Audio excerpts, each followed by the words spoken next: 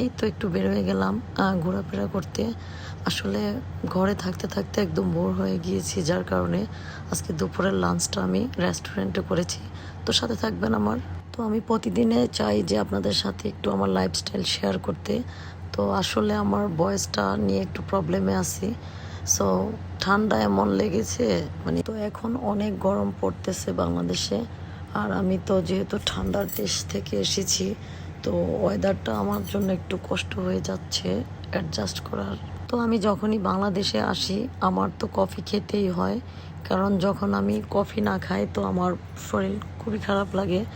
আর আমার হাজব্যান্ড অনেক পছন্দ করে বাইরে একটু কফি খাও, যে যাই খাও, কোল্ড ড্রিঙ্কস। তো আমার প্রিয় মানুষগুলোর সাথে আমার শেয়ার করলে অনেক ভালো লাগে আমার প্রতিদিনের লাইফস্টাইল।